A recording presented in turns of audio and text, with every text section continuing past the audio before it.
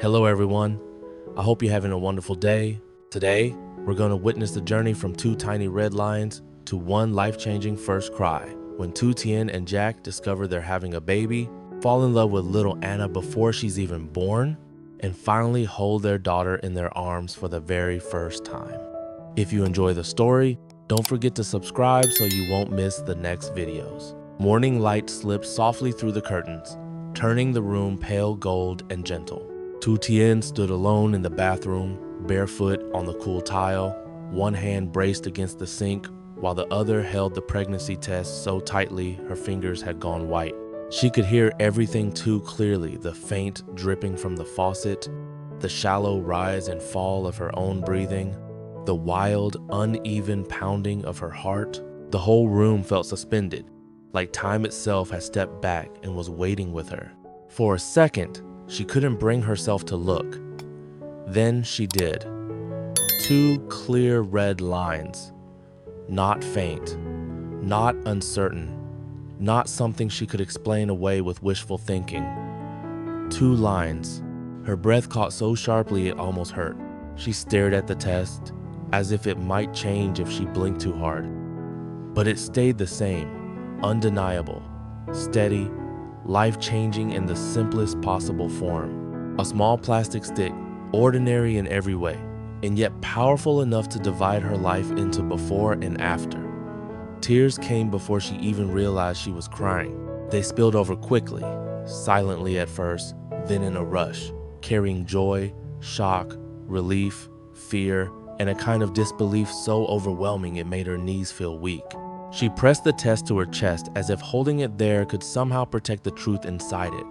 For a few seconds, she just stood in that little bathroom and let herself feel it all.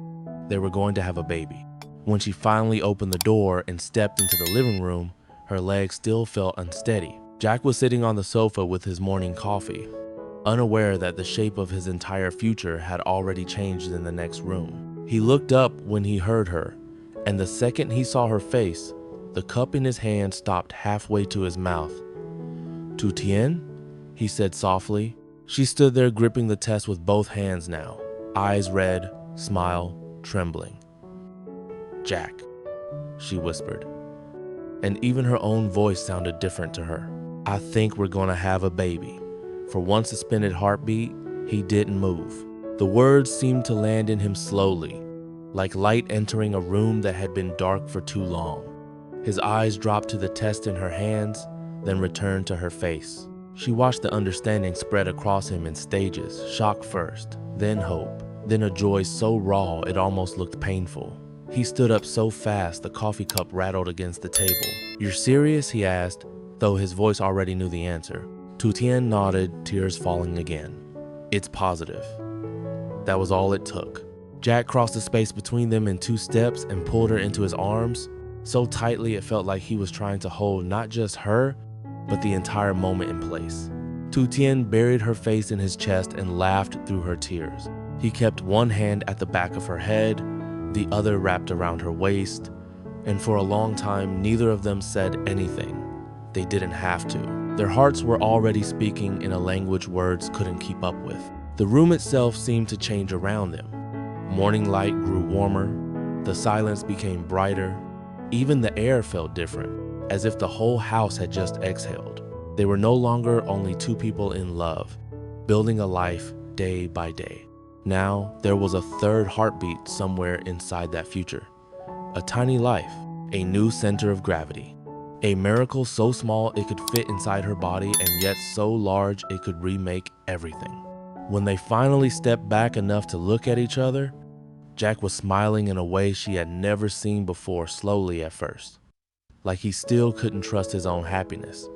And then fully, radiantly, with tears gathering in his eyes. "We're having a baby," he said, almost like he was testing whether the sentence could survive being spoken out loud. Tu Tien laughed again and touched his face. "Yes." He kissed her forehead, then her cheeks, then her hands, then looked down at the test again like he still couldn't believe a piece of plastic had just made him the happiest man alive. The days that followed were filled with a strange, beautiful electricity. Nothing looked dramatically different on the surface. The same house, the same routines, the same streets, outside. And yet everything had changed because everything now moved around the knowledge that Anna, though they didn't know her name yet, was already there, growing quietly inside Tu Tien. Jack changed first in the smallest ways. He became impossibly attentive, not in a controlling way, but in the way of a man whose heart had suddenly found a new job and meant to do it well.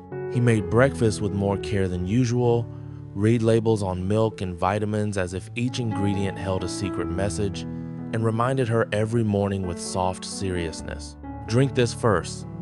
Did you take your vitamin? Sit down for a minute. If Tu Tien looked even slightly tired, his hand was already at her shoulder, rubbing slow circles into the muscle there. If she stood up too fast, he noticed. If she stayed quiet for too long, he noticed that too.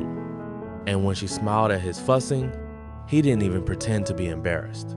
Every evening, they walked together under the streetlights, moving slowly, hand in hand, as if the world had become something they needed to experience more gently now. They talked about the baby the way people talk about someone who is already listening. Do you think she'll have your smile? Jack asked one night. Tu Tien looked at him sideways. Why not yours? Because mine is tired. She laughed. No, yours is kind. And just like that, they would fall into quiet again, both smiling at the idea of a child who might carry pieces of them into the future. Their first doctor's appointment felt different from all the joy that had come before it. Happiness was still there, but now it sat beside nervousness, and neither of them tried to pretend otherwise. They sat side by side in the exam room, fingers locked together so tightly their knuckles whitened. The room was clean, bright, and calm in that clinical way that somehow made waiting feel heavier. When the doctor turned the ultrasound monitor toward them, the room seemed to narrow around that one screen. At first, all they saw were shapes. Then came the sound. A tiny, rapid heartbeat filled the room. It was so faint and yet so strong, so small and yet impossible to ignore. It pulsed through the space like proof that love had become something physical, something real and measurable and alive. Tu Tien gasped softly. Tears slipped down her cheeks before she could stop them. Jack stared at the screen with wet eyes and parted lips, like the sound itself had reached into him and rearranged something permanent. That's your baby, the doctor said gently. Jack swallowed hard and whispered, I know.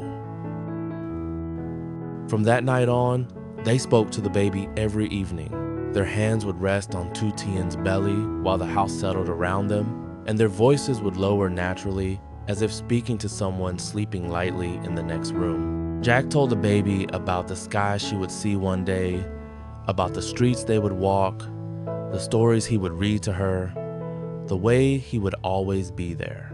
Tu Tien added her own promises about home, about warmth, about laughter, about how loved she already was.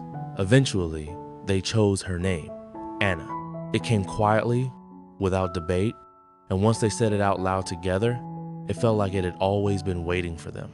As the weeks passed, Tu Tien's belly grew rounder, and the miracle became easier to see, easier to touch, impossible to deny. One peaceful afternoon, Jack had been kneeling beside her with his hands spread over the curve of her stomach when they felt it for the first time. A kick. Small, soft, unmistakable. Jack startled, then burst into a laugh so full of astonished joy it filled the whole room. She said hello to me, he whispered. Tu Tien smiled down at him with tears in her eyes, watching the exact moment the man she loved stepped even deeper into fatherhood. That single movement changed everything again. They were no longer just imagining Anna. They were already beginning to know her. From that day on, every small movement inside Tu Tien's body became a message. Jack learned to stop whatever he was doing the second she placed a hand over her belly and said, wait. He would hurry over, kneel beside her, and rest his palm against the warm curve of her stomach with the concentration of someone listening for a language he was desperate to understand. Sometimes Anna kicked hard enough to make them both laugh. Other times it was only a soft flutter, like a tiny hand brushing against the inside of a dream. But every single time, Jack reacted the same way with wonder so pure, it made Tu Tien love him in a deeper, quieter way than before. One evening, he lay beside her with his head turned toward her stomach, one arm draped across her waist. The room was dim except for the soft bedside lamp. Outside, rain tapped lightly against the window. "Anna," he said softly, "if that was your foot, I'm impressed. If it was your elbow, I'm still impressed." Tu Tien laughed and threaded her fingers through his hair. "She's going to think you're ridiculous." "I hope so," Jack said. "I want her to grow up knowing that being serious all the time is a terrible waste of life." Then he pressed a kiss to her belly, and Tu Tien closed her eyes because moments like that were almost too full to hold comfortably inside the heart. As the months moved forward, pregnancy changed shape. The early sweetness never disappeared, but it was joined by weight, discomfort, effort, and the slow, physical truth of carrying a growing child day after day. Tu Tien's body began to move differently. She stood more carefully, sat more slowly, turned in bed as if the whole world had become narrower around her. Her ankles swelled by evening. Her back ached in ways she couldn't always describe. Sleep turned unreliable, something she had to negotiate for night after night. And yet she almost never complained. Jack noticed that more than anything. He noticed the way she tried to hide her discomfort so she wouldn't worry him. He noticed how she smiled first, then winced after. He noticed when her breathing changed while climbing the stairs, when she shifted awkwardly in her chair, when she pressed a hand to the small of her back and pretended it meant nothing. So he became even more careful. At night, when she couldn't sleep, he sat up with her. He would arrange pillows behind her back, under her knees, against her side, building little structures of support until she found a position she could tolerate. If her shoulders tightened, his hands were already there, kneading slowly, warming the muscles. If she sighed too heavily, he would pause and ask, "Too much?" in that low voice that always carried more concern than the words themselves. "You don't have to watch me every second," she told him once, half amused, half exhausted. "I know," he answered. "I want to." That was the thing about Jack. He never made devotion sound like sacrifice. He made it sound like preference, like love was not heavy, only obvious. One night, when sleep would not come at all, Tu Tien sat propped against the headboard with one hand resting over the place where Anna had been kicking all evening. Her eyes were tired, her hair had fallen loose. Jack came back from the kitchen with warm water and sat on the bed beside her. "You're so strong," he said quietly. Tu Tien gave him a weary smile. "I don't feel strong. You are," he said. "You're doing the most incredible thing in the world." Something in his voice made her eyes sting unexpectedly, not because she felt fragile in that moment, but because he always seemed to see dignity in the parts of life that women were expected to endure quietly. He never treated her discomfort as normal in the dismissive sense. He treated it as sacred labor. She leaned against him and let herself be held. During the day, they began preparing the nursery. It started as a spare room and slowly changed into the warmest place in the house. Jack assembled the wooden crib himself, laying every piece out carefully on the floor before beginning, reading the instructions twice, then ignoring them halfway through because he was convinced he understood the design better than the manufacturer. He sanded one edge twice because it felt too rough under his thumb. He tightened each screw with the seriousness of a man building not furniture, but shelter.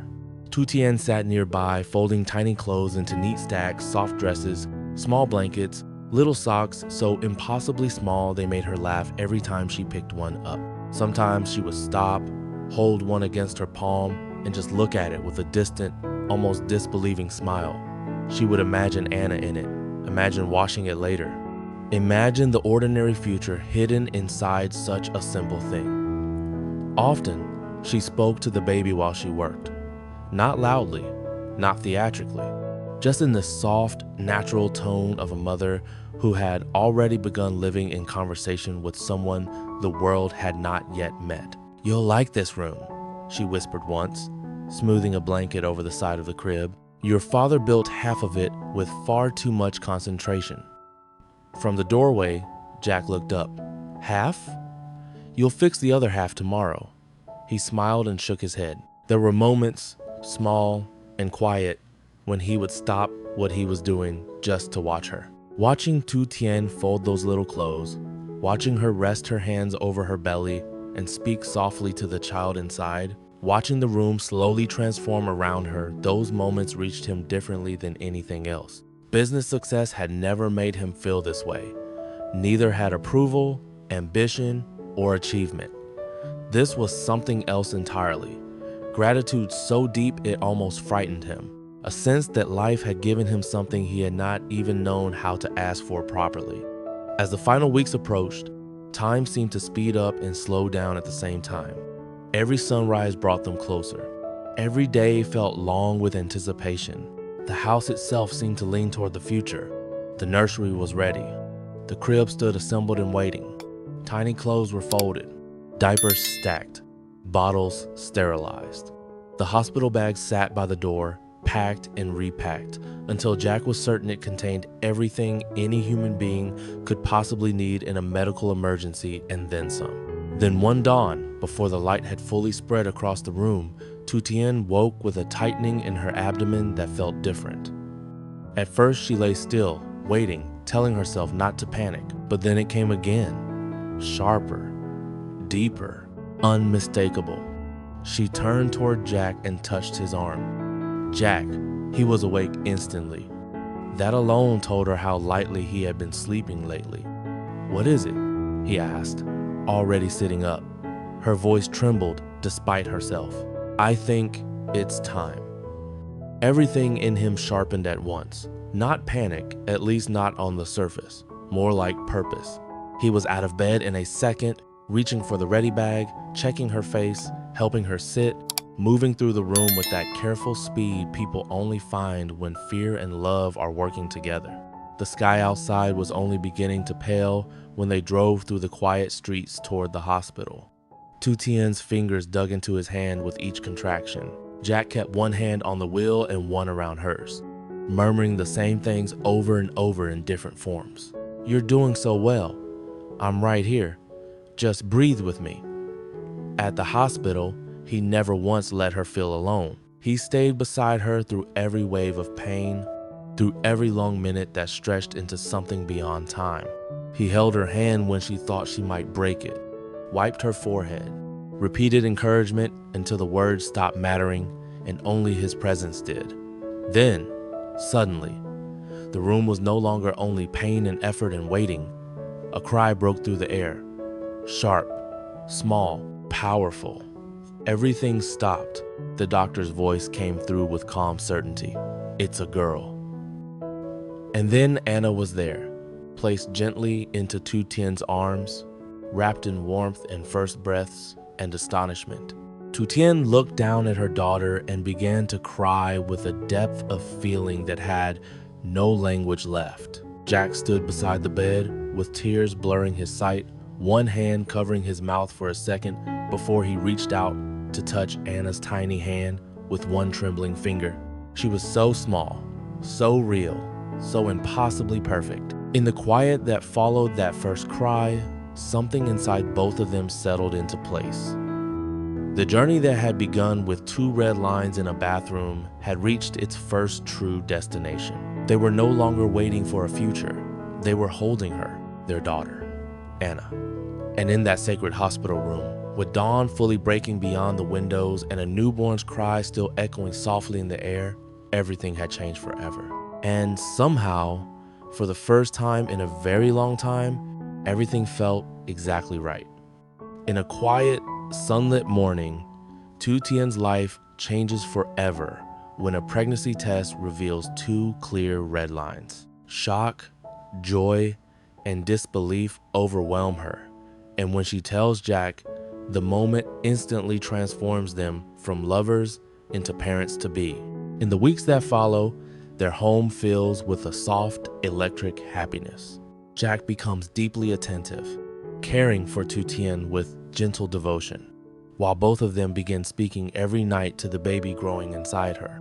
They choose the name Anna and slowly build their future around her. As Tu Tien's pregnancy advances, the reality of their daughter becomes more tangible through doctor visits, ultrasound images, and the first tiny kicks that leave Jack in awe. Though the final months bring physical strain and sleepless nights, they prepare the nursery with love and patience. Then, at dawn, labor begins, and after a long journey of hope and tenderness, little Anna finally arrives, changing their world forever.